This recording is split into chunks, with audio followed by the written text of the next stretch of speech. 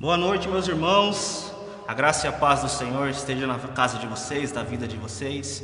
Estou muito feliz de estar aqui nessa noite para louvar o nome do Senhor, estar junto com vocês nesses dias, nessa live, e que em nome de Jesus o Senhor entre na sua casa, entre na sua vida, e que você esteja preparado para ouvir o que o Senhor tem a falar para a sua vida, querido. Eu gostaria de perguntar para você nessa noite: como está o seu coração? Como que está a sua vida diante de Deus nesses dias que você tem se afastado aí do templo físico, né? Mas como que está a sua casa? Como é que está a sua vida? Como que está o seu coração diante do Senhor? Eu quero compartilhar com você uma palavra que diz lá em Salmo 51, no verso 10. Diz assim, ó: Davi estava num confronto com ele mesmo, com o seu coração, e ele começa a pedir misericórdia do Senhor. Ele começa a clamar ao Senhor: Deus, tem misericórdia de mim. E ele fala assim para Deus: Deus, cria em mim um coração puro e renova em mim um espírito que não se abale. Como que está a sua vida diante de Deus essa noite, querido? Como está o seu coração? Como que está a sua vida diante das suas orações, diante do seu trabalho, diante das suas adversidades, diante dos seus confrontos físicos e emocionais e espirituais? Muita coisa tem acontecido no mundo, muita coisa tem acontecido, eu creio que na sua vida, porque está acontecendo na minha também. E nesses dias, nós tivemos célula essa semana, e a palavra foi deixada, era vivendo no reino. E viver no reino, querido, eu tenho visto que não é fácil, não é simples. É uma vida de entrega, uma vida de sacrifício. É uma vida de você deixar o que você já aprendeu e aprender aquilo que Cristo está mostrando para nós. Cada dia é uma batalha, cada dia é um esforço diferente. Mas quando nós entendemos que obedecer a Deus e obedecer a Ele é a melhor coisa que existe no mundo, nós somos salvos diante disso. Porque o Senhor derramou o seu sangue diante de nós, derramou o seu sangue naquela cruz para salvar a mim, salvar a você, e o seu coração ser renovado e ser cheio de Deus. E quando Deus deixa, Ele sobe aos céus e deixa o seu Espírito para habitar nessa terra e habitar no seu coração e no meu coração, querido, você tem um pedacinho de Deus em você.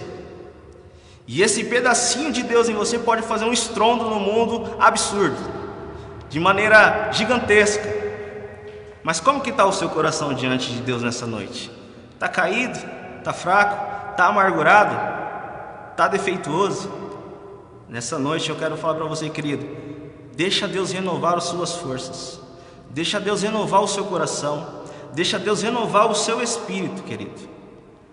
E que nessa noite você deixe o Espírito Santo abrir o seu coração e deixe Ele renovar tudo que Ele tem para renovar.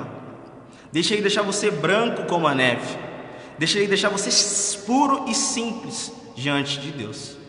Amém? Nós vamos cantar uma canção já, mas antes disso, eu gostaria que você aí na sua casa, neste momento, fechasse os seus olhos, desligasse aquilo que está te tirando a atenção neste momento, desativasse até o chat aí, se você está vendo as pessoas que estão entrando ou estão saindo, desativa por um momento e entra diante de Deus nessa noite.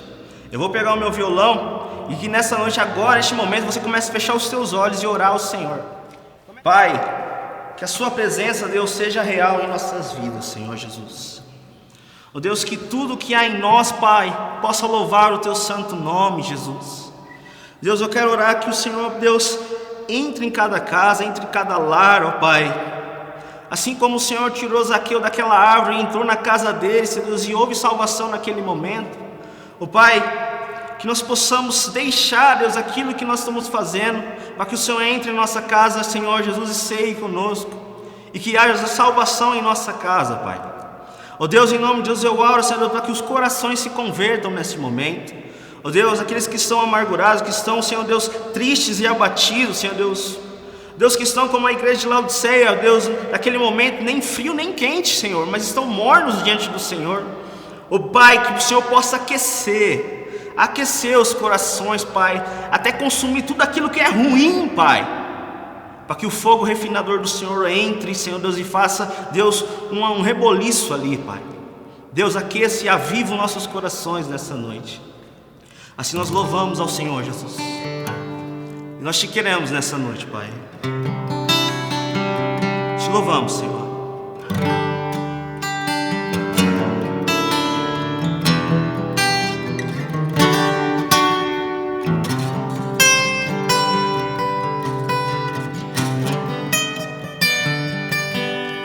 Meu coração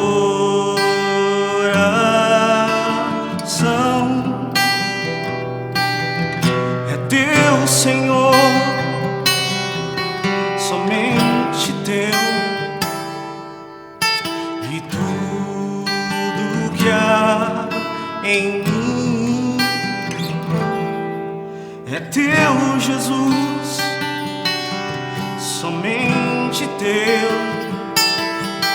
Meu coração é teu, Jesus,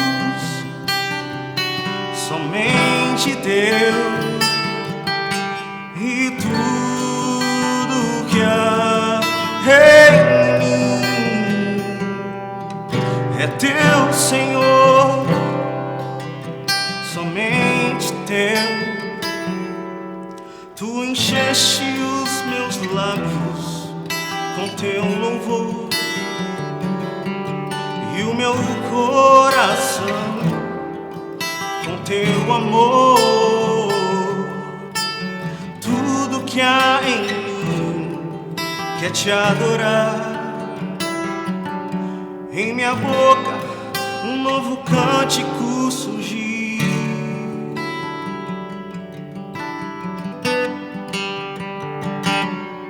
Santo,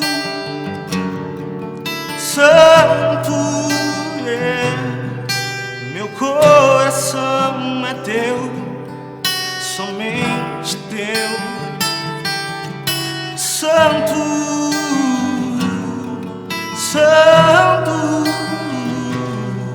meu coração é teu, somente teu. Tu encheste os meus lábios com teu louvor,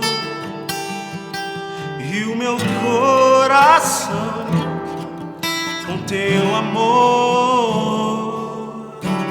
Tudo que há em mim quer te adorar. Em minha boca um novo cântico surgiu. Diga assim, ó. Em minha casa um novo cântico surgiu. Em minha família um novo cântico surgiu. E no Brasil um novo cântico surgiu.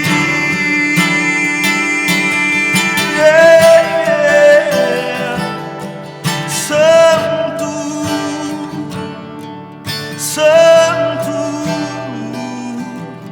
meu coração é teu, somente teu.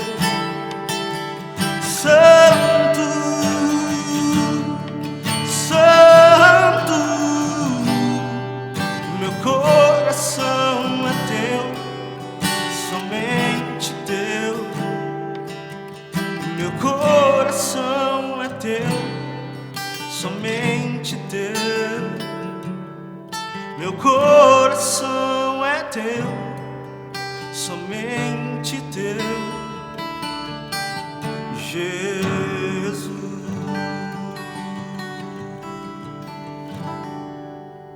Amém, querido? Deus abençoe em nome de Jesus. Amém, pastor? Aleluia. Amém. Glória a Deus. Que bênção, né? Poder contar aqui com a presença do nosso irmão Cleiton. Isso é maravilhoso.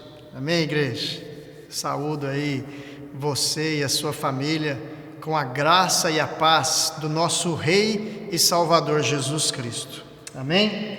E vamos lá, quero trazer aqui uma palavra hoje que vai ter implicações práticas, cotidianas aí na sua vida, todos os dias, né? Até que o Senhor volte ou até que a gente morra. Eu quero falar um pouco sobre educação financeira à luz da Bíblia, né?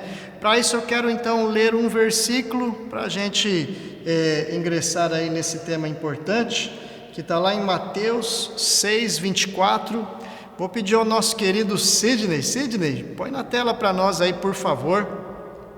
Enquanto isso, eu quero aqui dar graças a Deus pela força do Senhor aí nessa semana, né? Que nos deu aí vida essa semana.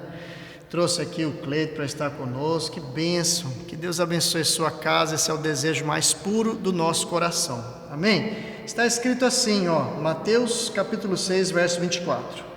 Ninguém pode servir a dois senhores, porque ou há de odiar um e amar o outro, ou se dedicará a um e desprezará o outro. Não podeis servir a Deus e a Mamon. Amém, queridos? Tem uma frase antiga de um poeta e de um filósofo lá do Império Romano chamado Horácio. Ele diz assim: tudo obedece ao dinheiro. Ninguém ignora o poder de influência do dinheiro na vida das pessoas. Quantas guerras, quantas discórdias, e também quantas maravilhas, quantos atos de bondade e heroísmo se consumaram tendo o dinheiro como um elemento importante, né?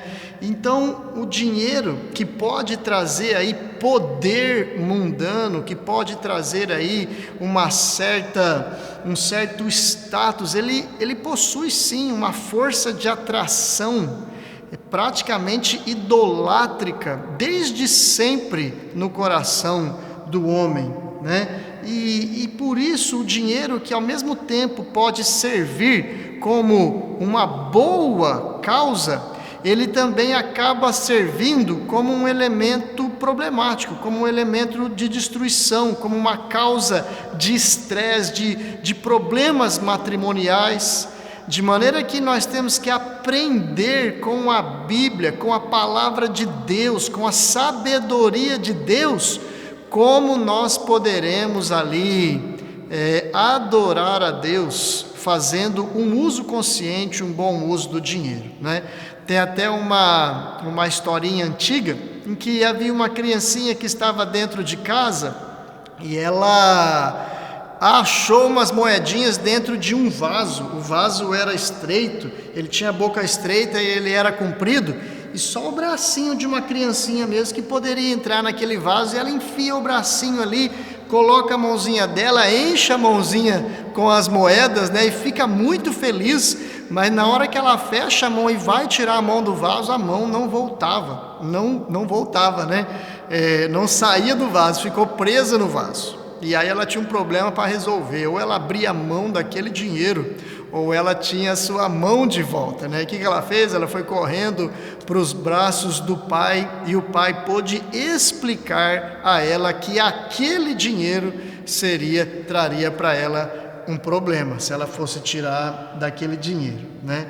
Então, assim, o que eu quero propor hoje? Eu quero propor que a gente pesquise essa sabedoria do Pai, que a gente conheça essa sabedoria do nosso Pai Celestial e que a gente aplique essa sabedoria, né? A fim de nos poupar e poupar a nossa família de muitos dissabores, de muitas insônias, noites mal dormidas, porque a gente não consegue ali solver as nossas dívidas ou gastar o nosso dinheiro de uma maneira que fosse realmente agradável a Deus e que pudesse alimentar o nosso espírito. E para isso, eu quero ter como fonte de inspiração primária, lógico, a palavra de Deus, mas eu quero usar o exemplo de um homem que passou por essa terra, né? Viveu lá no século XVIII, um homem que nós conhecemos muito e que nesse quesito, assim como em muitos outros quesitos, é digno de ser imitado. Estou falando do John Wesley,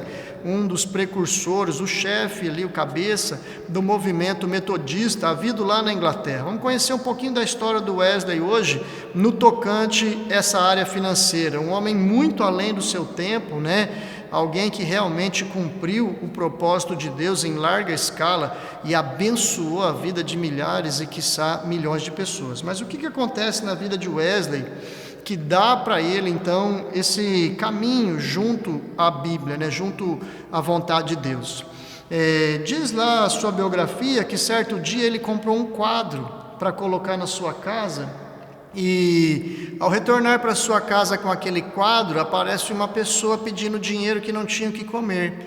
E ele coloca a mão no bolso e retira dali algumas poucas moedinhas de pequeno valor e entrega aquelas moedinhas para aquela pessoa, mas ele, dentro dele, sabia que aquelas moedinhas seriam insuficientes para recompor ali a fome, né, daquela pessoa.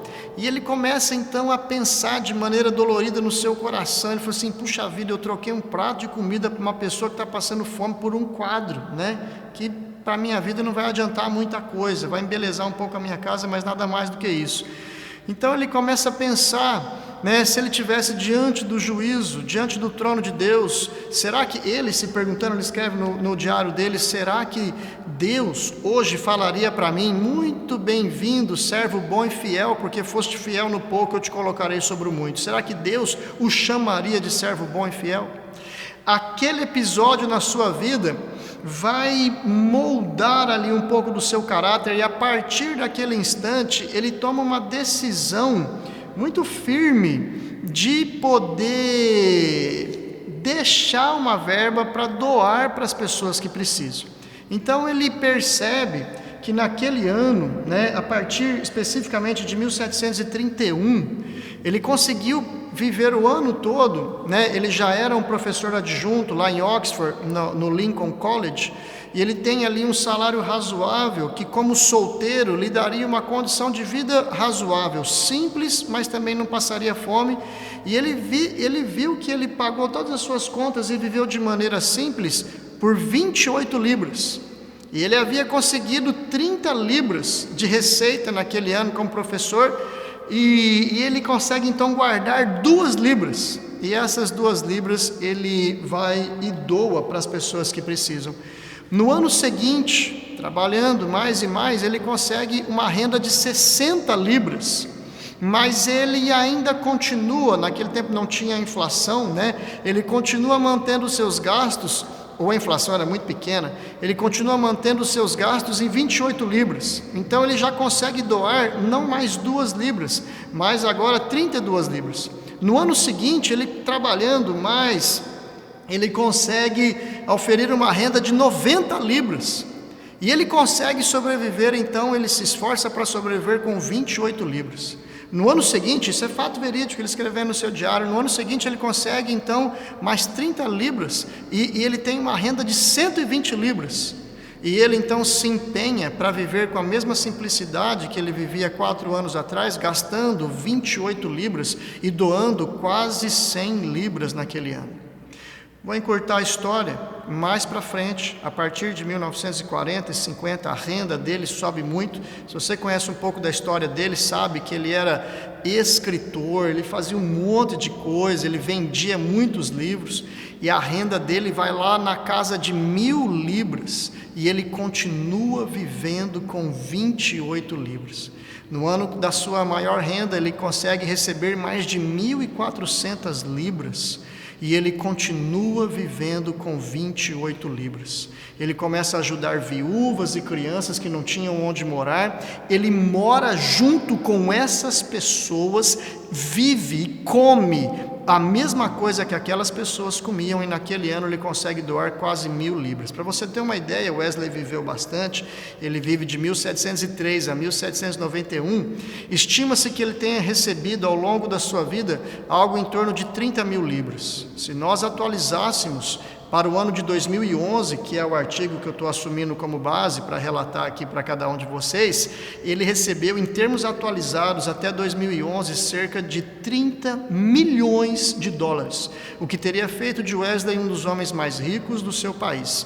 Tanto é assim que já na sua velhice, 2 fiscais de renda do governo inglês, da coroa inglesa, entram em contato com ele e dizem para ele: Wesley, um homem da sua estatura social, um homem da sua penetração, um homem do seu status, é impossível que tenha a quantidade de prata que você relata no seu imposto de renda. Ele tinha 4 peças de prata, 4 garfos, 2 garfos e 2 colheres, uma coisa assim, e ele responde com a serenidade que só pode ter quem está fincado na justiça: olha, eu tenho 2 garfos em Londres e 2 em Bristol, se vocês quiserem vir ver, né? Até hoje um bom passeio para quem quiser fazer em Londres, tem a casa dele em Londres e tem alguns artigos de prata que ele nunca usou, porque ele ganhou. Tudo que ele tinha ele vendia para dar para os pobres. Ele não pôde vender essas peças porque ele tinha ganhado. Essas peças nunca foram usadas, estão intactas lá no museu da sua casa.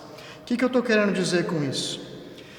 Wesley tinha um pensamento muito diferente do nosso hoje, né? E é um pensamento que eu creio glorifica a Deus com todas as suas forças. Ele diz o seguinte, fala assim: para um crente, para um filho de Deus, não basta dar somente o dízimo. Né? Tem gente que está brigando para conseguir dar o dízimo. Isso é coisa de Moisés, isso é coisa do Antigo Testamento. Wesley cria que ele precisava dar o dízimo, mas ele cria muito mais do que isso, que ele poderia ser um instrumento de Deus para dar generosas ofertas para que muitas e muitas pessoas fossem alimentadas, fossem isoladas do frio, né, penetrante que tem lá na Inglaterra, e com isso fosse ali um homem a serviço de Deus. Cara, é tão lindo ver aquela história que parte do dinheiro que entrava naquelas primeiras comunidades metodistas, 300 anos atrás, eles financiavam pequenos negócios, sem juros, sem nenhuma usura. Então quem, naquela sociedade que era dificílimo o escalonamento social, você crescer socialmente, ele começa então a emprestar dinheiro sem juros, sem cobranças maiores para aquelas pessoas, para aqueles irmãos na fé poder abrir lá uma padaria ou um pequeno negócio próprio com o qual pudesse gerar renda para a sua casa e gerar renda também para toda a comunidade. Fala a verdade se isso não é maravilhoso. Mas o pensamento então dele é que ele deveria dar para os pobres, para a glória de Deus, não só o dízimo, mas toda a sua renda excedente.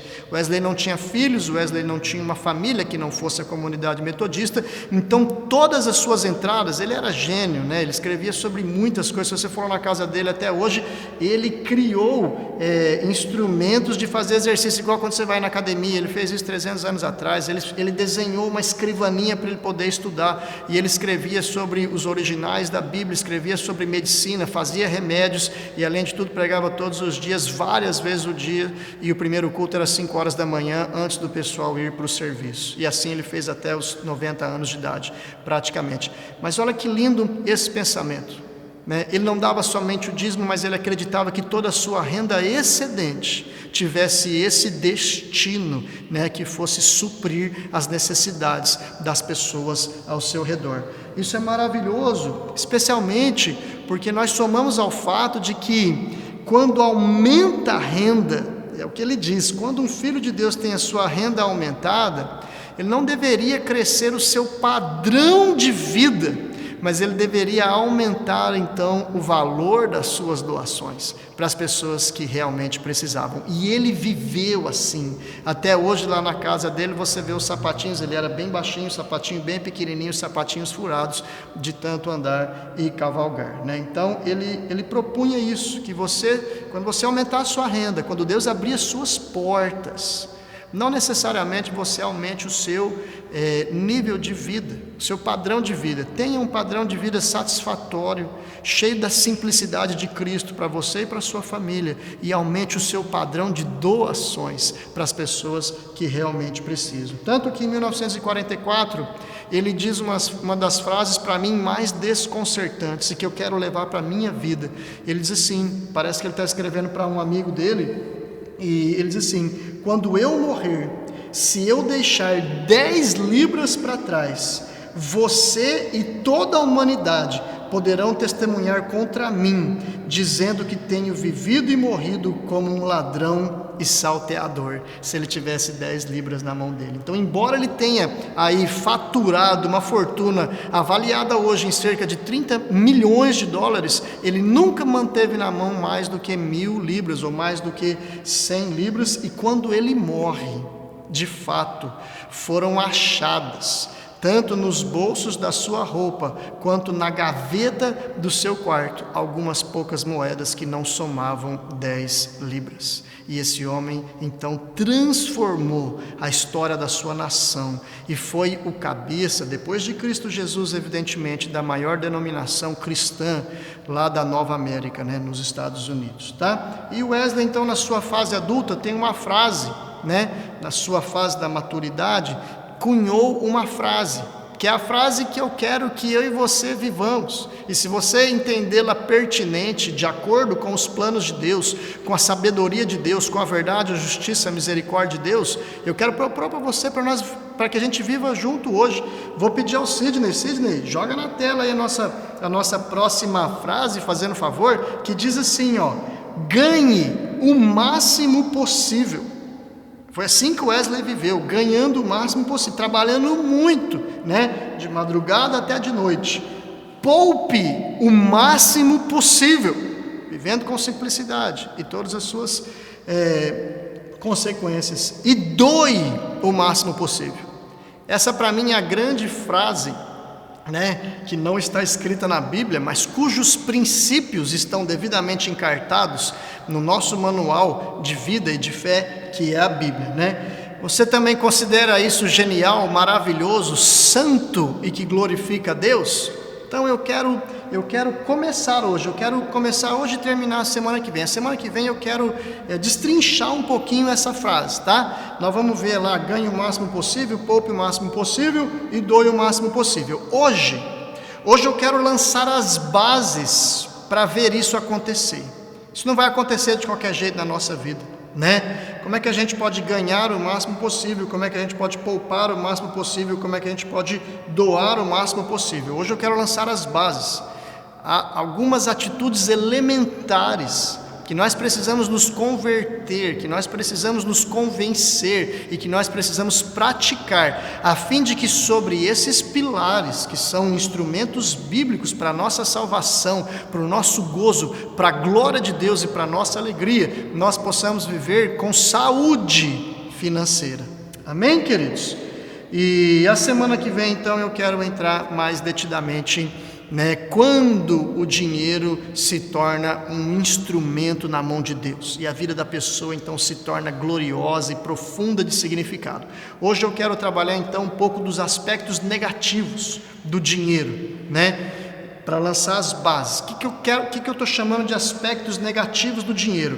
É quando o tema dinheiro está ligado ao sofrimento, quando a questão financeira é um tormento, né, quando falta dinheiro, ou quando o dinheiro é uma fonte de ansiedade, né, para a pessoa ou até mesmo para a família. E isso não é algo periférico na nossa vida ou na nossa comunidade. Levantei hoje a pesquisa de endividamento e inadimplência do consumidor no Brasil, feito em fevereiro de 2019.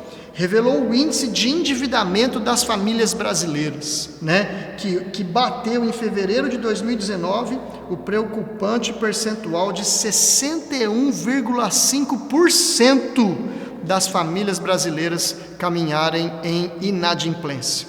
Gente, é muita coisa isso, fala a verdade. Então, se você e sua família estão devendo em algum lugar, não se sinta só. 61,5% das famílias no Brasil estão de alguma forma endividadas. E a maior fonte de endividamento, a maior causa, né, de endividamento, não sei se é a causa, mas o maior instrumento de endividamento é o cartão de crédito.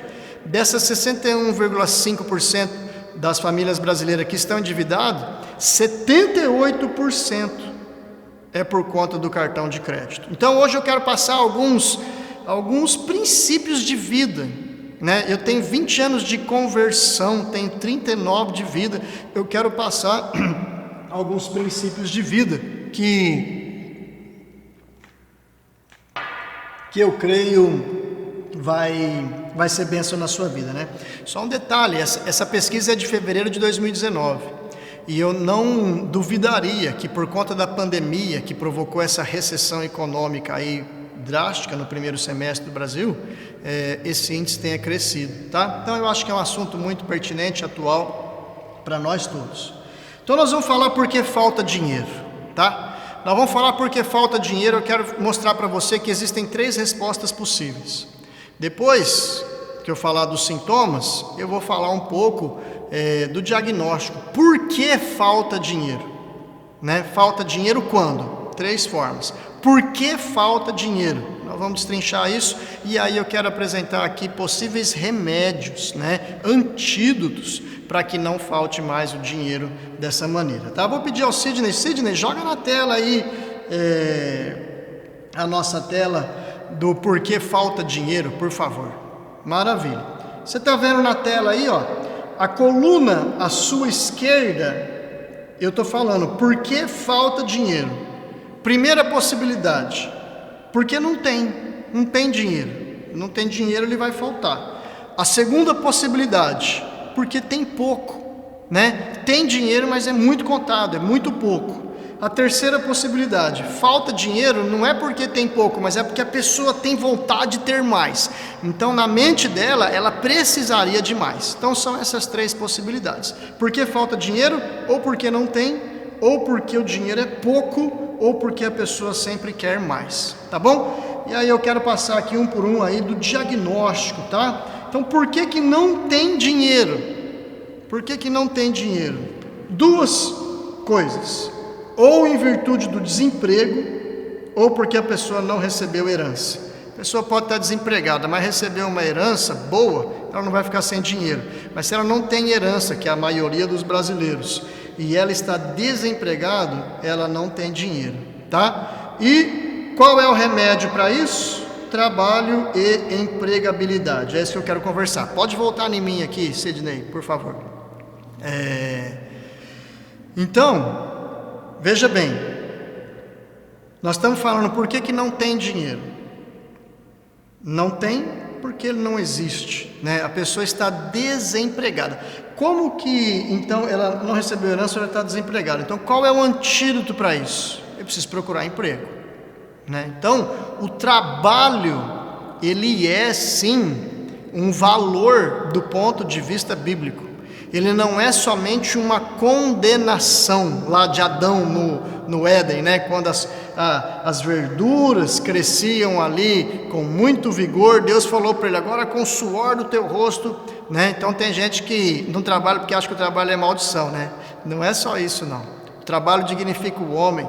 O trabalho, de fato, ele nos concede habilidades e realização. Quando um sapateiro faz um sapato, aquele sapato é a realização do seu espírito, né? E ele pode colocar ali todo o seu amor, todo o seu cuidado, ou também todo o seu ódio, o seu desejo só de lucrar, o seu egoísmo dentro daquele sapato. Ele põe o que ele quer, uma produção dele, né? Então, queridos, procurar trabalho, né? Aí nós temos que ter com as formigas, não é o provérbio clássico lá de Salomão? Vai ter com as formigas, elas trabalham, elas poupam para o inverno, e no inverno elas não passam fome porque elas trabalham muito e trabalham unidas, tá? Aí você vai dizer assim para mim: puxa vida, Kleber, mas eu estou procurando serviço, eu ouço os menores infratores diariamente no meu serviço. A maioria deles não estuda, não trabalha, é usuário de drogas. Eles compõem essa tríade, né? E eles falam assim: eu estou procurando serviço, mas procurando serviço com aquela força de vontade, né? Que já é difícil o serviço. Se você procurar o serviço com pouca força de vontade, vai ficar mais difícil ainda. Mas além disso, eu quero inserir aqui um novo elemento. E eu quero te dizer o seguinte: se é difícil achar um trabalho, nós não vamos fugir dessa realidade. O trabalho vai ser difícil mesmo, principalmente numa economia sofrível como a nossa economia brasileira. Agora, você pode também ajudar um pouco nisso, mantendo alto o seu nível de empregabilidade. Você sabia que cada pessoa possui um nível de empregabilidade? E eu vou te falar aqui, você vai entender bem o que eu quero dizer. Imagina você e eu procurando serviço em um time de futebol. Dificilmente a gente ia conseguir, só se fosse como gandula ou o cara que lava as roupas, né? Agora imagina o Neymar. Você acha que o Neymar tem dificuldade de arrumar emprego? Ou o Messi está querendo sair do Barcelona. Você acha que ele vai ter dificuldade de arrumar emprego? Por que ele não tem dificuldade? Porque o nível de empregabilidade dele é muito alto. Por que o nível de empregabilidade dele é muito alto? Porque ele é muito bom no que ele faz. Porque de alguma forma ele treinou ou ele nasceu com algumas habilidades que o fizeram relevantes naquela função dele. E se o esporte a pessoa tem que nascer com dom ou com biotipo, a maioria dos empregos não. Muitos empregos vão demandar de mim, de você, uma alta taxa de desprendimento, de capacitação, de força de vontade, de garra mesmo, de gana, de vontade de vencer. E o nível de empregabilidade é isso. Nós mantemos o nosso nível de empregabilidade, por exemplo, fazendo cursos de reciclagem. Por exemplo, trabalhando no terceiro setor, doando um pouco do nosso tempo e dos nossos talentos. Vocês sabiam disso? Isso é maravilhoso, porque quando eu estou ali me preparando para o mercado de trabalho, muitas pessoas estão acomodadas.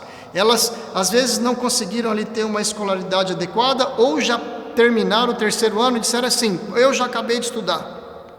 Gente, convenhamos, isso é coisa do passado.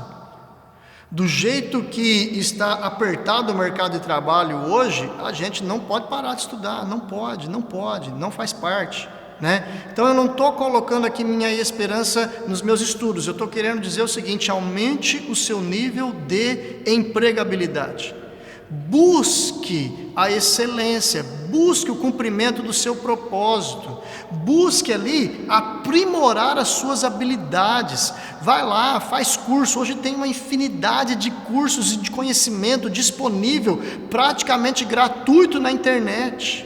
E você pode ali, com baixíssimo custo, poder ali abrir uma frente de trabalho na sua vida. Tá bom? Então mantenha alto o seu nível de empregabilidade. O que você tem feito nas suas horas vagas? Eu sei que você está muito cansado, mas peça sabedoria a Deus para você manter ali o seu nível de empregabilidade, tá? Então por que não tem dinheiro? Por conta do desemprego, não recebeu herança, trabalho e empregabilidade. Ou porque ele é pouco, né? O dinheiro pode ser pouco. Quando que o dinheiro é pouco? Talvez seja, para a nossa realidade aqui em Matão, a gente tem uma realidade de desemprego, mas não tão acirrada como em outros lugares do Brasil. Talvez seja então esse daqui o ponto que mais merece a nossa atenção, porque é o ponto que mais acontece entre nós, entre a nossa comunidade, entre a nossa cidade. Então falta dinheiro porque ele é pouco. Eu recebo uma entrada, mas o meu salário é mínimo, né? E o salário, quem viu a escolinha do professor Raimundo lembra muito disso, né? E o salário, então quando é pouco? Quando o salário, é desse jeito, né? E aí nós entramos em um endividamento, né? E aí nós entramos naquelas noites sem fim, viramos sócio do banco, porque estamos pagando para o banco existir, né? Então falta uso consciente do dinheiro. Falta uso consciente. Por que é pouco? Sabe, gente? Eu conheço gente que tem entrada pequena e que tem entrada grande. Graças a Deus, Deus me deu esse trânsito. Conheço muita gente que ganha pouco, muita gente ganha muito. Eu quero dizer para vocês que eu conheço gente que ganha pouco e tem a sua vida financeira organizada, e gente que ganha muito e tem a sua vida financeira desorganizada. Demonstrando que não é necessariamente o quanto entra, mas é como a pessoa investe o seu dinheiro. Isso faz toda a diferença. Isso faz toda a diferença. É isso que eu chamo de mau uso do dinheiro, ou falta de uso consciente, conforme você viu aí na tabela. E qual é a resposta que nós podemos dar para isso? Orçamento familiar. Orçamento familiar. Eu vou entrar no orçamento familiar mais detidamente agora em breve, mas segura aí, eu já volto para isso, tá? Então, quando o dinheiro é pouco, quando está faltando em casa porque a entrada é muito pequena e eu estou tendo que pegar empréstimo e fazendo aquelas coisas para rolar os meus empréstimos tal, e não consigo ali conquistar algumas coisas ou alguns objetivos financeiros porque eu não estou derrapando. Provavelmente, se você tiver um melhor controle das suas entradas e saídas, essa situação deve melhorar um pouco. Mas eu vou voltar aqui para o orçamento familiar. Eu só quero encerrar primeiro essa tabela aí antes. Se quiser jogar um segundinho, Sidney. A terceira e última hipótese, por que falta dinheiro? Porque a pessoa sempre quer mais. Qual é o problema dessa pessoa? Essa pessoa não é a falta de dinheiro. O problema é que ela sempre acha que tem pouco. É diferente da pessoa que realmente tem pouco. Mas essa pessoa é a pessoa que sempre tem mais. É uma pessoa que pode ser que seja pobre, pode ser que seja rica, tanto faz, as duas pessoas, as duas categorias, mas essa pessoa é gananciosa, porque todo o dinheiro que ela tem sempre é insuficiente, seja nos tempos da bonança, seja nos tempos da crise, o dinheiro sempre é insuficiente, e a resposta para ela, o antídoto para ela é o quê? A simplicidade. Essa pessoa não precisa de mais dinheiro, ela precisa de viver de maneira mais simples, conforme o Wesley deu um exemplo para nós, tá bom? Mas então eu quero voltar agora aqui para o nosso tema, e eu vou encerrar praticamente nesse tema, que é a questão do orçamento familiar. Quando o dinheiro é pouco, e aí nós começamos ali a ser estressados por conta da nossa situação financeira, eu quero propor aqui o estabelecimento, a idealização, a construção contínua de um orçamento familiar. Vou explicar isso melhor, tá? O que é o orçamento familiar? O orçamento familiar acontece quando nós trocamos aquela ideia. Presta muita atenção nisso, por favor, que isso é importante. Quando nós trocamos aquela ideia de contabilidade mental para um planejamento financeiro. Muitas famílias, muitas pessoas, eles têm a sua vida financeira toda na sua cabeça. Isso é maravilhoso, ainda mais se você tiver uma memória maravilhosa, mas eu penso que isso seja insuficiente. A questão do dinheiro, ela é muito importante na nossa vida para que ela seja mantida fora de um papel. Nós precisamos gastar tempo, investir tempo, pensando em como nós vamos administrar o seu dinheiro. O orçamento familiar não vai te deixar mais rico, mas ele vai poder dar mais espaço para você ter saúde e paz. É isso que eu proponho, E esse planejamento tem a ver, gente, com a elaboração de uma estratégia para administrar com inteligência o dinheiro. O orçamento familiar é isso. É você colocar preto no branco e criar a sua estratégia diante da sua realidade. Você vai pôr ali a sua inteligência a seu serviço, para que você domine o dinheiro e não seja por ele dominado, tá? Então assim, como você desejaria empregar o seu dinheiro caso você o tivesse, Então às vezes você está lá hoje com dinheiro, como é que você vai empregar? Ou às vezes você está hoje sem dinheiro, como que você empregaria se você o tivesse? O planejamento é o caminho para que isso aconteça, para que você seja feliz e realizado dentro daquilo que Deus colocou no seu coração. Deus deu inteligência para você usar, e necessariamente você vai ter que usar toda a sua inteligência na administração do seu dinheiro, porque ele é traidor, Ele é traidor. Então, queridos, o que eu quero dizer é o seguinte, que o dinheiro é um aspecto tão importante das nossas vidas, que ele não precisa se tornar assunto só quando ele é um problema, Nós vamos precisar de dinheiro toda a vida, E aí você vai falar assim, nossa, Kleber, você não acredita que Deus pode prover? Eu acredito demais nisso, mas eu acredito que com o dinheiro, nós não precisamos servir apenas a nossa concupiscência, nós não precisamos servir apenas aquilo que faz gosto aos nossos olhos, para nós mesmos, mas com o dinheiro nós podemos ser instrumentos abençoadores na mão de Deus de maneira magnífica, e eu vou voltar a isso a semana que vem, Ontem eu assisti um filme que chama Padman, Homem Absorvente. Recomendo que você assista esse filme, você vai entender um pouquinho que eu estou falando. Semana que vem eu vou voltar sobre isso, mas o que eu quero dizer é o seguinte, que o dinheiro ele pode suprir motivos, ele pode cumprir motivos egoísticos ao meu dispor, mas ele pode também suprir motivos muito nobres. E é isso que eu estou falando, que o dinheiro é muito importante para ser pensado só quando ele é um problema. Então, o dinheiro não é para ser pensado só em termos imediatos. Você não precisa trabalhar hoje para comer agora. Você pode e deve pensar o seu dinheiro, as suas finanças também, pequeno prazo, médio prazo e longo prazo.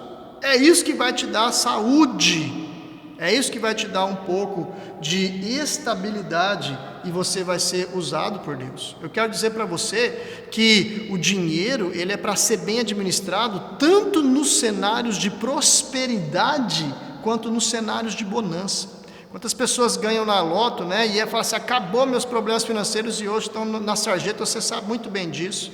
O problema não é a quantidade, então, o problema é como nós administramos. O problema não é exatamente a crise, o problema é como nós administramos. Essa é a grande questão, tá bom? E eu quero dizer que esse orçamento familiar, ele leva tempo para ser construído, tá?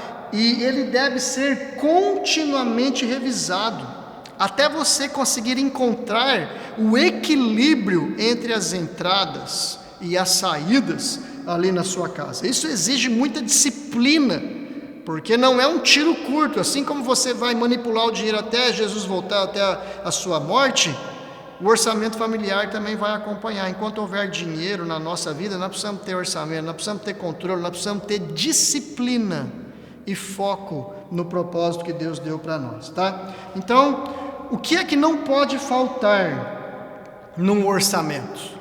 Sidney, por favor, joga para nós aí na tela.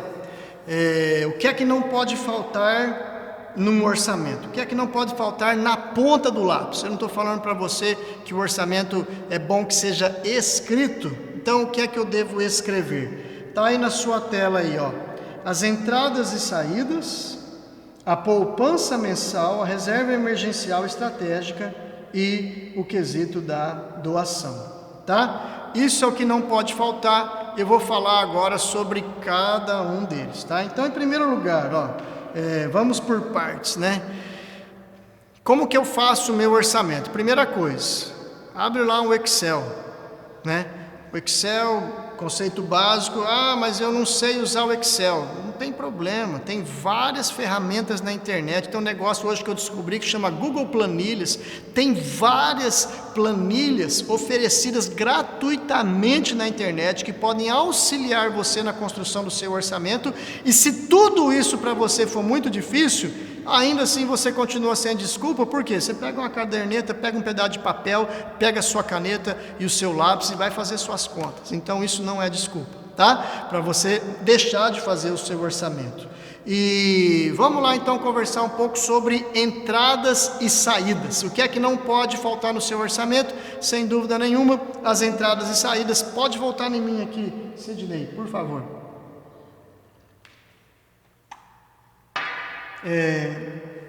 Primeiro lugar, um bom planejamento familiar, ele começa com a honestidade na relação das suas entradas e das suas saídas. Entradas é aquilo que você ganha de dinheiro e saídas é aquilo que você gasta de dinheiro, tá? Então, o objetivo aqui é ser o mais realista possível. Você vai fazer uma lista de quanto você ganha e de quanto você investe, de quanto você gasta, tá? Aí você vai precisar reunir o maior número de informações possíveis sobre a sua realidade financeira, tá? Então você vai arrolar tudo aquilo que você gasta e você vai arrolar tudo aquilo que você recebe, tá bom? Vou dar um exemplo aqui, ó. Muita gente está endividada hoje e simplesmente desconhece o tamanho do buraco. Ou quando conhece o valor total da sua dívida, não conhece o valor dos juros que está pagando pela sua dívida. né? Esse já é um passo para se enfiar 2 vezes mais no buraco. Então é importantíssimo, se você tem dívidas, que saiba quantificar a sua dívida e tenha noção precisa, ou a mais precisa possível, de quanto você está pagando de custo para manter essa dívida. Porque você vai ter que ter uma ideia real de quanto você tem, de quanto você deve, das suas expectativas de recebimento e das suas expectativas de despesa, tá? É muito, para você dominar o seu dinheiro, é fundamental que você saiba para onde o seu dinheiro está indo, tá? Mais do que achar, você tem que saber. E aí então vai buscar se informar, coloca isso na ponta do lápis. Que os especialistas recomendam, trabalhe sempre com uma margem de erro. Então você vai chegar lá nas suas entradas e de repente você viu que no seu orçamento familiar você consegue dispor ali de R$1.000 mensais. Então você recebe 500, a esposa recebe 500, um exemplo. Vocês têm R$1.000 por mês para gastar. Não conte que você vai ter R$1.000 por mês para gastar. Trabalhe com uma margem de erro, tá? Isso é bom, isso é saudável. Então, trabalhe com o máximo de saída, até no nosso exemplo, de R$900. De 80% a 90% de quanto você tem efetivamente para gastar. Esse colchão, essa margem, vai ser importante para responder a alguns imprevistos que acontecem na vida, tá? Outra coisa, não conte com o dinheiro extra que você ainda não recebeu, tá? Eu tô para receber aí o FGTS, eu tô para receber o meu acerto, eu tô para receber, um advogado vai ganhar uma causa, eu tô para receber esse dinheiro. Não gasta, não conte. Você pode até planejar o que você vai fazer com esse dinheiro, você pode contar nesse sentido, mas não gasta o dinheiro que você não recebeu ainda. Não comprometa o dinheiro que você ainda não recebeu. Tem uma história engraçada que um dia eu consegui fazer isso, né? A gente estava com dinheiro lá para receber, estava tudo certo, nós compramos umas coisas, eu e a Lara, e estava tudo certo para receber, quando aos 49 do segundo tempo, o juiz deu lá, sei lá o que ele fez, chamou um tempo, e eu fiquei 2 anos para receber aquele dinheiro que eu já tinha gasto, né? Se eu não tivesse uma reserva, eu teria ali dado com os burros na água, né? Então, só para te dar um exemplo aí do meu orçamento familiar.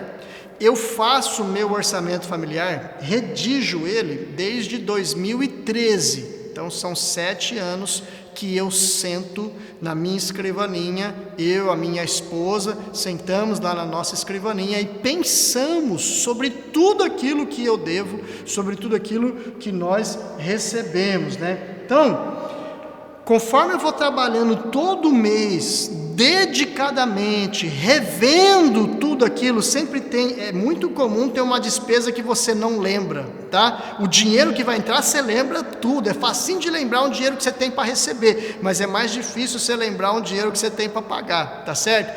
Então, queridos, por isso que isso tem que ser continuamente revisado, tá? Como diante do meu trabalho é muito mais fácil para mim prever as minhas entradas do que prever as minhas saídas. O meu trabalho no meu orçamento praticamente é prever as minhas saídas. Então, eu tenho cadastrado hoje 38 despesas mensais fixas no meu orçamento familiar, né? Uau, 38, vai pondo na ponta do lápis, você vai ver onde isso vai parar. Essa despesa mensal fixa, ela vai desde farmácia até pedágio, que todo mês eu viajo, tenho que pagar, inclui INSS, Previdência, inclui o meu dízimo, que para mim é uma despesa fixa, e algumas ofertas que, em comunhão com a minha esposa, nós decidimos fazer todo mês, nós fazemos, né, para algumas entidades, tá? Além dessas despesas mensais fixas, eu monto o meu orçamento, e cada um é algo muito casuístico. Cada um vai ter que montar o seu orçamento diante da sua realidade.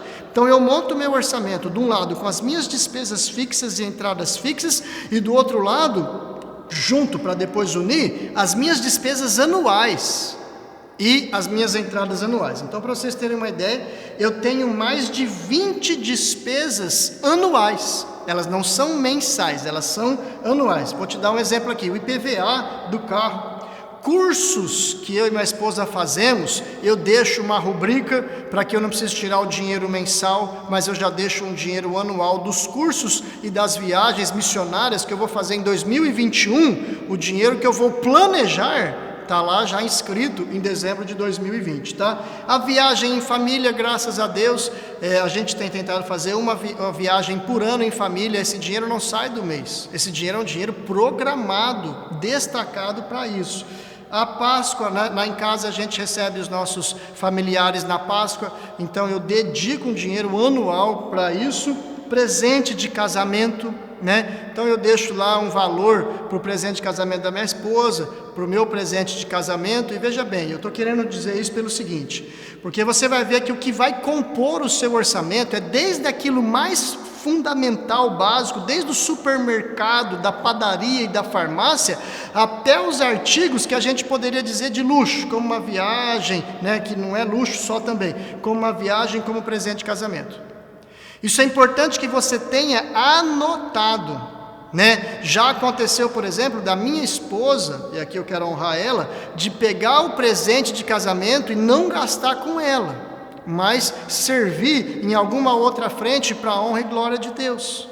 Mas eu não poderia fazer isso de supetão, eu só poderia fazer isso desde que eu tivesse esse dinheiro na minha programação econômico-financeira, e ela então resolveu fazer isso, tá? Então, queridos, assim, é importante que essas dívidas estejam presentes no orçamento, para que quando elas aparecerem, eu não sou pego de surpresa. Então, por exemplo, aqui, nas minhas despesas anuais, eu tenho 2 carros que estão funcionando, graças a Deus, mas eu tenho uma previsão de oficina de carro. Para quê? Não é comum que o carro quebre? Pois eu tenho uma previsão no meu orçamento dedicada a trocar pneu, a fazer manutenção preventiva e corretiva nos meus casos, né? Nos meus carros. Sem esse controle, é muito fácil perder a visão das nossas despesas e assim perder a noção daquilo que realmente é importante para a nossa família. Por que eu consigo viajar? Porque eu tenho lá um dinheiro reservado para isso. Se eu não deixar um dinheiro para isso, fatalmente eu vou consumi-lo em outras coisas. Mas quando eu tenho isso por escrito, eu posso fazer a dedicação dele para aquilo, desde que eu respeite a minha programação econômico-financeira. Então vamos supor, eu consigo, por exemplo, cortar aquilo que é desnecessário. Eu percebi que dentro do meu orçamento eu estava gastando com telefone fixo e TV a cabo, e eu não usava, eu preferia gastar com outras coisas, então eu fui gastar com outras coisas. Eu subi a minha internet e abandonei a minha televisão, né? Foi uma coisa que nós fizemos que eu achei super legal, mas isso eu vi o quê? Dentro do orçamento. Não faz sentido para mim essa despesa, talvez para você faça, né? Mas para mim faz sentido aquela outra despesa. Isso é inteligência. Né? É dentro da sua casa, dentro da sua necessidade que você vai fazer, tá bom? Eu vou correr aqui que o nosso tempo está terminando, mas era isso que eu queria falar sobre entradas e saídas. Quero dizer um pouco sobre poupança mensal. No próximo capítulo, a semana que vem eu vou voltar para falar para você como poupar. Hoje eu quero só deixar para você o porquê poupar, tá? Por que poupar? Porque através da poupança que nós conseguiremos estabelecer a nossa projeção de investimentos de médio e longo prazo, tá? Então você tem a intenção que o seu filho um dia faça uma faculdade e que essa faculdade seja paga? Isso é muito comum nos Estados Unidos. O filho nasceu, o pai, porque lá não tem muita universidade pública, né? Você tem que pagar tudo, inclusive as melhores. Então o que acontece? O filho nasceu, o pai começa a fazer pequenos depósitos, para quando ele tiver a idade universitária, ele tenha o dinheiro para pagar. A gente não tem muito esse costume aqui no Brasil, até por dificuldade, mas isso é algo que nós devemos fazer. Então a poupança, você quer comprar uma casa, você quer trocar o seu carro, ou comprar um carro, ou quer fazer um investimento maior, não vai ser algo imediato, vai ser algo mais oneroso, mais substancial. Para isso você tem que estabelecer um objetivo de médio e de longo prazo. Então você tem que poupar, não lá na frente, começar agora. Se você não poupa agora, lá na frente você não consegue atingir o seu objetivo. Então, é através da poupança, por exemplo, que você vai conseguir dedicar ali os seus valores para o seu curso de reciclagem profissional, né? E manter o seu nível de empregabilidade, para que a sombra, o fantasma do desemprego, né, não seja um tormento para você, tá? A poupança que torna possível os passos mais largos dos objetivos de médio e longo prazo. Se nós não tivermos esse colchão, o dinheiro vai ser sempre aquele problema emergencial, porque aconteceu alguma coisa, eu preciso, quebrou o carro, preciso consertar o carro, não tem dinheiro, isso vira um problema. Por que vira um problema? Porque a pessoa não conseguiu poupar. E ela não conseguiu poupar, talvez por conta de uma mentalidade, ou talvez por 1001 coisas, né? Mas aí aquele problema, ele se torna crítico, às vezes insolúvel, porque a pessoa não tinha aquela poupança. Então você poupa, não é nos tempos de crise, você poupa é nos tempos de bonança, né? Nos tempos de bonança. Se você conseguir poupar nos tempos de crise, melhor ainda, né? Agora, outra vantagem de quem poupa não precisa pagar juros dos parcelamentos. Eu não disse aqui que 65,5%, 68% da população está endividada, e desses 60 e tantos, 78% da população está endividada no cartão de crédito, está pagando taxas exorbitantes, que investimento nenhum na terra poderia dar o retorno que o banco tem emprestando dinheiro, né? Se todo devedor pagasse. Então quem poupa, meus queridos, quem chega com o dinheiro na mão, eu vi muito isso meu pai e minha mãe fazendo, quem chega com o dinheiro na mão tem muito melhor condição de negociar, de comprar mais barato, de fazer um negócio melhor, e ao mesmo tempo ele está escapando de uma fria, que é a fria do endividamento. Sabe, a gente está numa fase de crédito farto, em que a pessoa vai comprar um carro, por exemplo, ou vai comprar um eletrodoméstico na Casas Bahia, ou na Loja 100, ou na Magazine Luiza, ou em qualquer loja, e ela não vê quanto custa o bem, ela vê quanto custa a parcela. Já não tem nada mais errado que isso, né? A não ser que você tenha um controle ali dos seus gastos, mas você não compra vendo a parcela. Você tem que ter uma visão holística, uma visão completa da coisa, porque se acontecer alguma coisa até o fim desse parcelamento, você entra numa fria do endividamento, e quando você se endivida para banco, para cartão de crédito, o buraco fica mais embaixo, tá? Então, assim, a poupança, ela é tudo de bom, né? Não porque nós vamos jogar na poupança a nossa segurança, mas ela vai nos dar ali melhor liberdade financeira e tranquilidade, tá? Mas você vai poupar até quando, né? Qual que é o alvo, tá? Qual que é o alvo? No seu orçamento, o alvo que eu recomendo para você é: poupe 10% da sua entrada mensal. 10% da sua entrada mensal tem que ser dedicado à constituição de uma poupança. Se você poupar para sempre, imagina, não é o caso de poupar para sempre, né? Porque você vai poupar para galgar objetivos cada vez mais substanciais, conforme Deus vai te dando essa possibilidade, tá? Um dos limites da poupança é a reserva emergencial estratégica, que é o nosso terceiro ponto, que não pode faltar no orçamento familiar. Primeiro deles, entrada e saída. Segundo deles, poupança. Terceiro ponto, reserva emergencial e estratégica, tá? Então eu quero dizer, a poupança não é um fim em si mesma. Ela tem o objetivo de galgar aqueles objetivos de médio e de longo prazo, e também construir e manter esta reserva que nós precisamos ter, né? Essa reserva emergencial e estratégica, conforme o nome já diz, ela possui duas finalidades precípuas. A primeira delas, suprir os casos fortuitos da vida. Então eu já falei aqui, quebrou o carro, quebrou a geladeira, né? Se você não deixou um item de manutenção da casa lá no seu orçamento mensal, você pode usar dessa reserva emergencial e estratégica.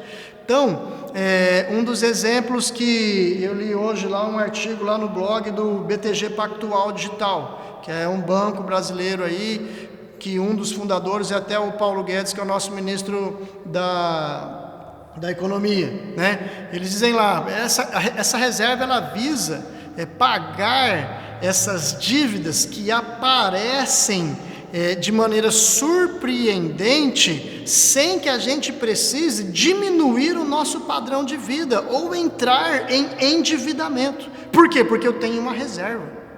Eu tenho uma reserva, e a reserva acontece, gente. Então, eles dizem assim, por exemplo, um acidente de carro, a perda de um emprego, uma reforma que você tem que fazer na sua casa, quebrou um cano lá, molhou tudo, você tem que fazer uma reforma, ou até mesmo no caso de um falecimento, né? Que você vai ter um custo ali com um velório e tal, e essa reserva vai ser fundamental para você passar por esse solavanco da vida sem grandes traumas, tá? Então, assim, mais do que nunca, essa pandemia deixou clara a conveniência e a necessidade dessa reserva para suprir essas emergências na vida e para aproveitar oportunidades. Imagina você que no momento de crise aparecem muitas oportunidades, porque tem muita gente apertada. Se você tem uma reserva, você aproveita oportunidades. O dinheiro chama dinheiro nesse sentido, tá? Então, qual o valor indicado para a composição dessa reserva?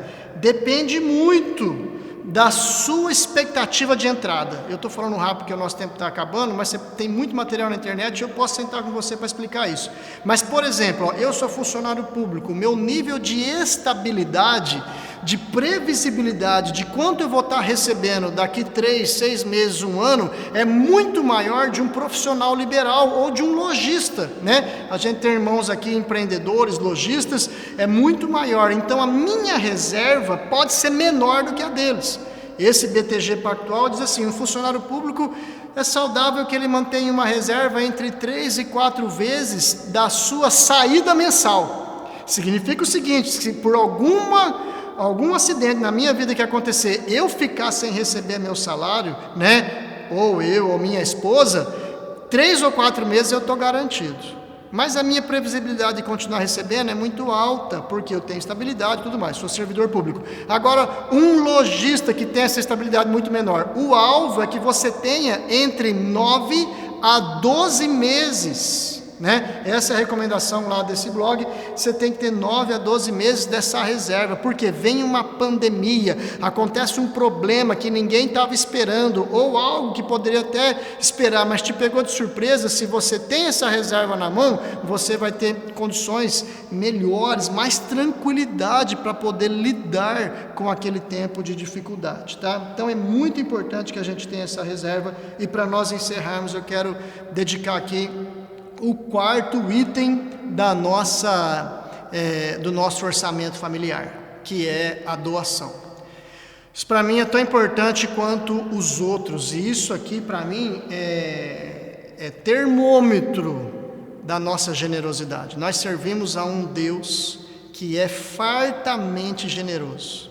E se de fato o caráter de Deus, pelo Espírito Santo, tem sido imprimido nos nossos corações, nós naturalmente, também faremos do nosso dinheiro um instrumento para a glória de Deus e para a alegria, não apenas minha, mas de muitas pessoas ao meu redor, tá? Então, queridos, eu vou dedicar esse quarto elemento, o mais glorioso de todos, para a semana que vem. Semana que vem a gente vai passar aqui esses minutinhos que nós temos do nosso culto só para falar sobre isso.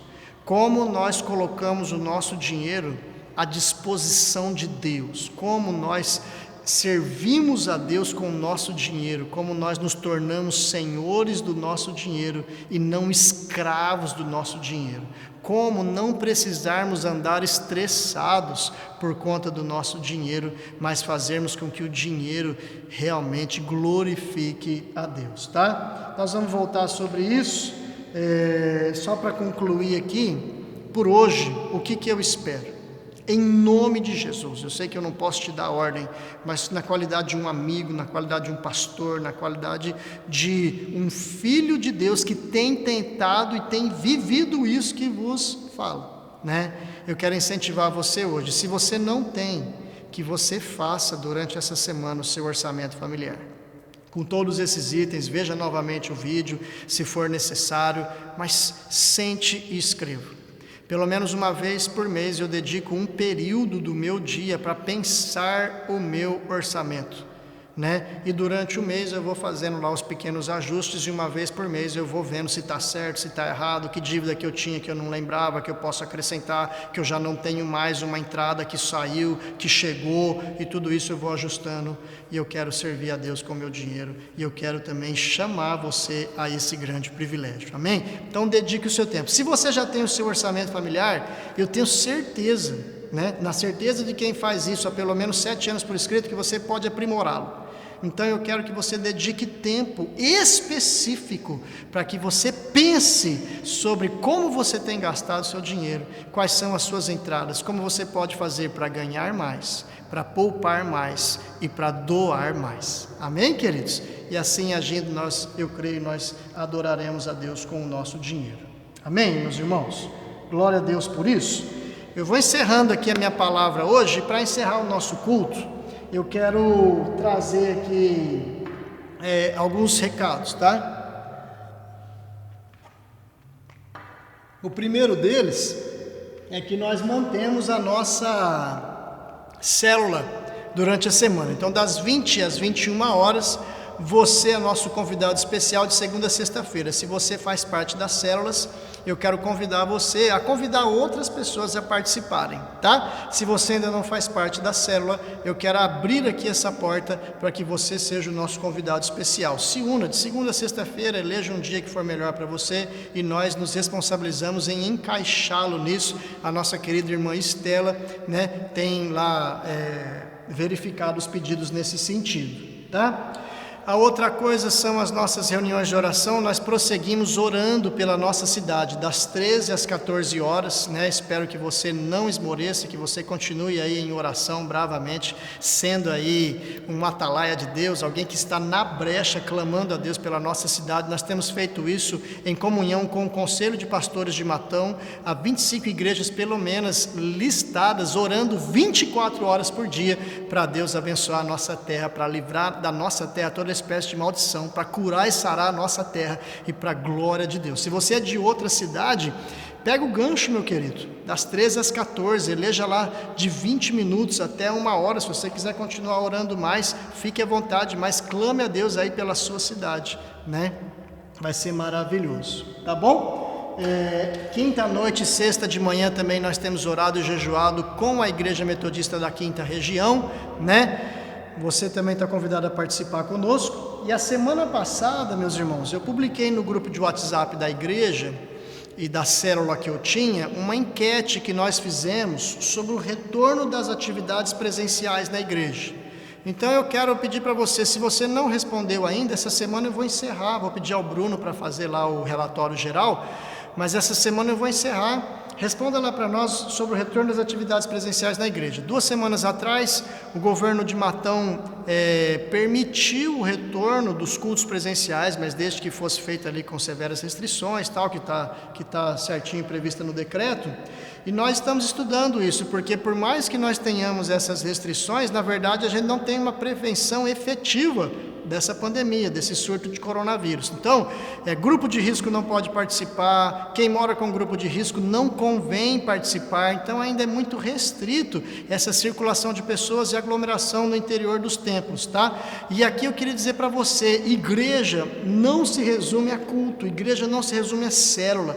Então procure os nossos irmãos. Hoje eu recebi uma ligação do senhor Luiz perguntando como é que eu estava, fiquei muito feliz. Essa semana fiz algumas ligações para alguns irmãos. Faça isso, tente na medida do seu possível se relacionar, pois essa é sua família, amém? E a célula é um espaço privilegiado para isso, tá bom? Último recadinho, no sábado agora, dia 19 de setembro, a partir das 19h30, nós teremos um encontro de casais. É um encontro de casais promovido pela Igreja Presbiteriana de Ribeirão Preto, e eles nos convidaram a participar. Acho que o mês passado, alguns dias atrás, o Fabrício com a Lilian, que são da igreja, ministraram para nós num grupo de casais aqui, para a igreja de Matão, e agora eles vão fazer lá na igreja presbiteriana em Ribeirão Preto, vai ser pelo Zoom. Eu vou mandar o recado aí na igreja, e quem quiser participar, se você não está no grupo de WhatsApp da igreja, porque ainda não é membro da igreja, manda aí no Facebook, no YouTube, eu quero participar do encontro de casais, quero participar das células. Nós vamos ter a maior alegria e o maior prazer em incluir você. Amém, queridão? Deus abençoe a sua vida. Eu quero orar aqui pela sua vida. Eu quero pedir para que Deus abra as portas na sua vida financeira. Mas eu sei que se nós não praticarmos os princípios que Deus estabeleceu na sua palavra, não tem mágica, gente. Eu até acredito que Deus pode fazer um depósito lá na sua conta no banco sem ninguém ficar sabendo, esse dinheiro cair do céu. Até acredito que Deus pode todas as coisas, mas convenhamos, não é a maneira regular de Deus agir, né? Deus faz milagres e a maneira regular de Deus agir é mostrando para você princípios de vida. Há dois caminhos, um curto, um estreito e um largo. Ande pelo caminho estreito, você vai achar vida. Isso se aplica, né, muito certinho para a nossa vida financeira. Eu quero que você viva isso. Coloque suas contas aí na ponta do lápis e nós vamos vencer, né? Todo endividamento, nós vamos vencer, nós vamos usar o nosso dinheiro para a honra e glória do nosso Deus e o nosso jeito de viver, que resplandeça a glória de Deus. Amém? Quero orar por você e por sua casa aí, para que a bênção do Todo-Poderoso caia como chuva sobre a sua vida. Senhor meu Deus e meu Pai, eu te louvo e eu te glorifico, papai, por essa noite, por tudo aquilo que o Senhor nos deu, por tudo aquilo que o Senhor nos fez, por tudo aquilo que Tu és. Obrigado pela Tua generosidade em enviar o Teu Filho Jesus para morrer por nós na cruz. Pai, eu te exalto e eu te glorifico e eu clamo ao Senhor para que o Senhor nos dê sabedoria, para que nós possamos ter uma vida financeira saudável, para que nós possamos ter uma vida financeira gloriosa, não apenas para suprir as concupiscências da nossa carne, a soberba da vida, Pai, e dos nossos olhares, não, mas que o nosso dinheiro, assim como todos os nossos recursos, habilidades, dons e talentos, todos eles estejam consagrados ao Senhor, e assim, ó Pai, a bênção do Senhor caia como chuva sobre cada casa, sobre cada lar, sobre cada loja, sobre cada empresa, sobre cada posto de trabalho, sobre cada repartição pública daqui dos meus irmãos, papai. Seja com eles e que a graça e a misericórdia do Rei Jesus Cristo, sangue puro derramado na cruz, também nos purifique, nos perdoe de todos os pecados e nos dê a paz que o mundo não conhece, e que o trabalhar do Espírito Santo nos transformando, nos convencendo da verdade, Pai, também, ó Pai, tenha toda a liberdade para transformar a nossa vida e a nossa realidade, nos fazendo legítimos filhos do Altíssimo. Obrigado, Senhor. Obrigado, Pai. Obrigado, Senhor. E que o Senhor volte logo. Maranata, ora venha, Senhor Jesus. Glórias ao Teu nome. Aleluias. Amém, queridos? Uma boa semana para vocês, que Deus os ajude, os guarde. Como igreja nós estamos aqui também para servi-los. Se nós não nos virmos antes, até domingo que vem às 19 horas. Um grande abraço.